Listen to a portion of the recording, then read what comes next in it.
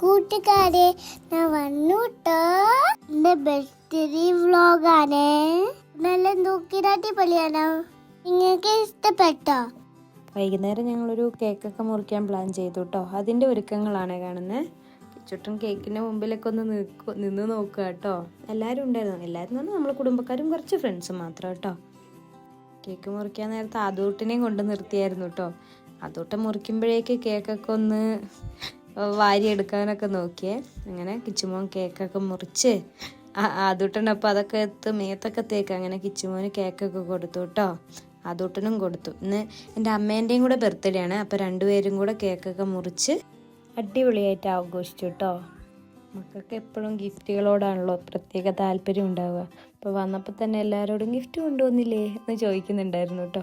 അങ്ങനെ എല്ലാവരും ഗിഫ്റ്റൊക്കെ നേരത്തെ കൊടുത്തിട്ടുണ്ടായിരുന്നേ. അങ്ങനെ എല്ലാവർക്കും കേക്കൊക്കെ മുറിച്ച് കൊടുത്തു. എല്ലാവർക്കും വരാൻ മടിയാണ്. ഞാൻ വീഡിയോ എടുക്കുന്നത് കണ്ടിട്ട് അങ്ങനെ ഓരോരുത്തർ വന്ന് പിന്നെ ഗിഫ്റ്റൊക്കെ കൊടുത്തു, കേക്ക് കൊടുത്തു. ഞാനും ഒരു ചെറിയ സമ്മാനം കൊടുത്തു. അതേ വലിയ സമ്മാനമൊന്നുമല്ല.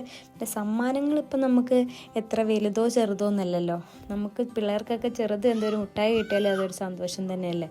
അങ്ങനെ എല്ലാവരും ഫ്രണ്ട്സും ഫാമിലി മെമ്പേഴ്സും എല്ലാവരും മുട്ടായി കൊടുത്തു. അപ്പോഴാണ് അവർ ബിഗ് സർപ്രൈസ് ആയിട്ട് വന്നത് കേട്ടോ. എന്താണെന്ന് പറഞ്ഞുതരാവേ. അവന് ഭയങ്കര ആഗ്രഹം കേട്ടോ ഒരു വലിയ കാറ് വാങ്ങണമെന്ന്. അങ്ങനെ അച്ചായി അമ്മച്ചി അവരെല്ലാവരും കൂടിയിട്ട് ഒരു വണ്ടി വാങ്ങിയിട്ടുണ്ടായിരുന്നു കേട്ടോ.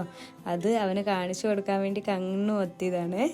അത് കണ്ടപ്പോൾ അവൻ ഭയങ്കര ഹാപ്പി ആയിട്ടോ. അപ്പോൾ എന്താ ചെയ്യേണ്ടതെന്ന് അവന് മനസ്സിലാവുന്നില്ല.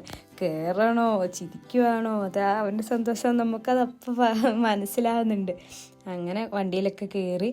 വണ്ടി കണ്ടപ്പോൾ തൊട്ട് ആദൂട്ടിനും അതിൽ കയറാൻ വേണ്ടിയിട്ട് കളിയാണ്. പിന്നെ ഗിഫ്റ്റ് ഓരോന്ന് കൊണ്ടുവന്നത് പൊട്ടിച്ച് വെക്കാനുള്ള തിരക്കിലാണ്.